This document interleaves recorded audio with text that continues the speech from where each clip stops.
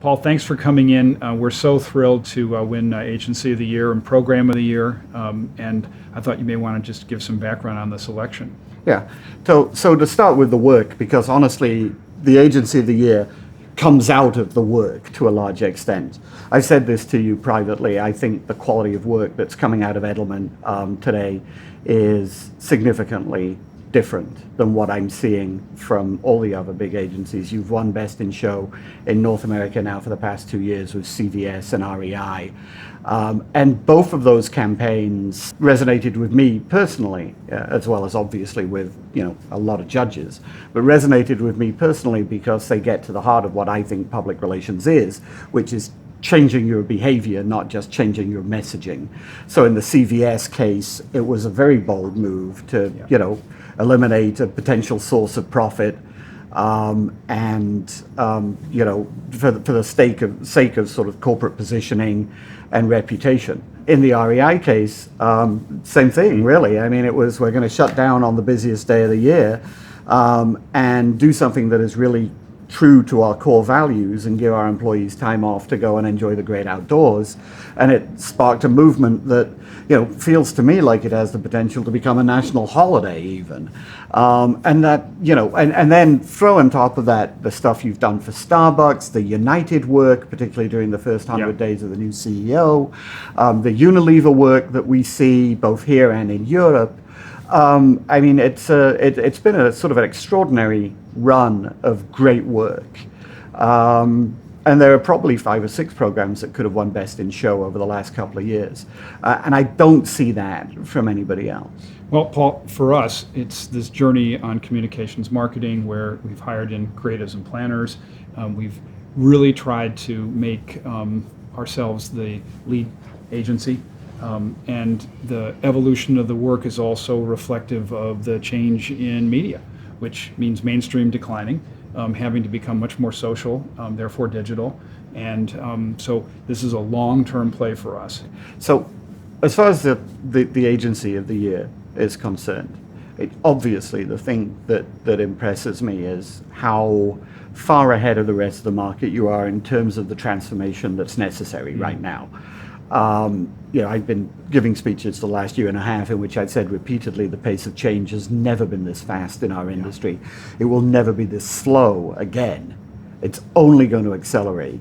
And the fact of the matter is that I think the big publicly traded companies, almost without exception, are finding it incredibly difficult to change as quickly as they need to because the change demands, you alluded to this, bringing in all kinds of new people, right? So planners, creatives, data analysts, videographers, infographic designers, animators, people who 5 years ago, if you'd found one of them in a PR agency, you'd assume they'd wandered in off the street and got lost. And now, as you say, we need 500 of them.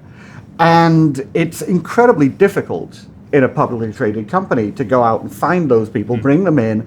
If they're not going to be profitable from day one, then the bottom line takes a hit, and the guys back in, Omnicom Towers or WPP headquarters in London or wherever it is want to know why the quarter's numbers are not what they need to be. You have a huge advantage as an independent. That is not to diminish anything that you've done, because I think you've taken full advantage of that, and you are clearly more nimble, more agile, more aggressive in doing the things that need to be done.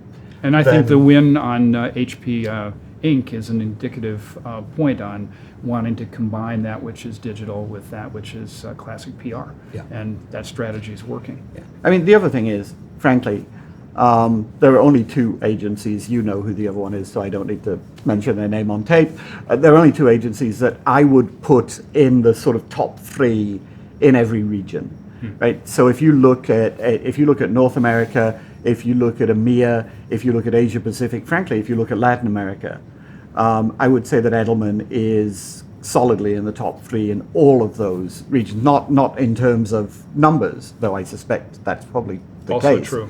But I'm more concerned with in terms of quality. And there isn't a short list for Agency of the Year that you don't get consideration for. But I think part of it is also, we see that the emergent clients are going to be from the developing markets, the Tencents of the world. Also, the creativity that we get from a Deportivo in Sweden is stunning. And I think the edges in a certain way are really making the whole move, not just the so-called hub markets of New York, London, Chicago. Right. It's both. Yeah. And I think the acquisitions that you've made, sort of both inside the industry, so the Ergos in Germany and so on, to strengthen capabilities that are sort of high margin, high value capabilities, and the acquisitions that you've made that I would consider to be either on the fringes or outside of the traditional PR industry. Deportivo would be one of them. You've been able to move quicker in that space than anybody else out there. The holding companies seem to be putting a very tight purse string on PR acquisitions in the last few years, and so the independents actually have dominated that sector.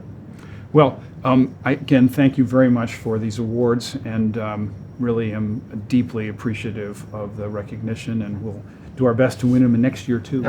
Very well deserved. Thank you. Congratulations.